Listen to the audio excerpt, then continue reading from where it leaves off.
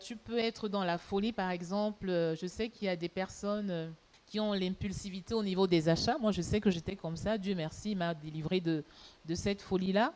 C'est une forme de folie. C'est-à-dire, quand Dieu parle d'animal, il veut dire que tu es comme un fou.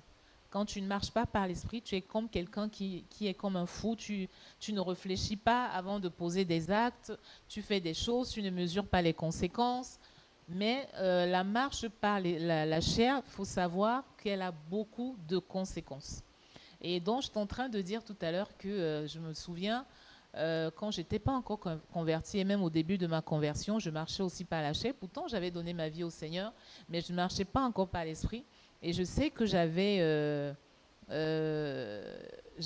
comment je peux appeler ça, un défaut, c'est que j'entrais dans les magasins, j'achetais des choses même dont je n'avais pas besoin.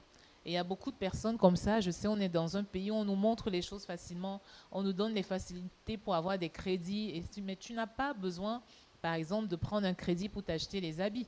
Ça, c'est une forme de folie. Quelqu'un qui marche pas à l'esprit se contente, ou alors tu achètes les choses selon tes moyens. Ça veut dire que si tu n'as pas encore les moyens d'acheter quelque chose, c'est pas la peine d'aller acheter alors que ça va te créer des problèmes. Ça, c'est un exemple parmi tant d'autres. Et donc, quand tu es comme ça, tu es comme un animal. Parce que tu n'arrives pas à gérer tes comptes, tu n'arrives pas à gérer, tu n'as pas la maîtrise. Tu n'as pas la maîtrise de soi. Ça veut dire que tu marches selon comment je peux appeler ça, selon tes pulsions.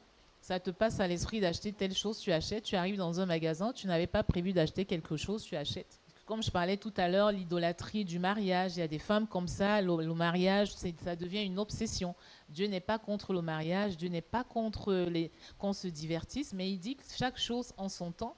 Et quand tu es un enfant de Dieu, tu dois marcher selon la volonté de Dieu, tu dois marcher dans le contentement, tu ne dois pas faire les choses n'importe comment, tu dois obéir au Saint-Esprit, tu dois marcher selon l'Esprit, te soumettre à la volonté du Saint-Esprit.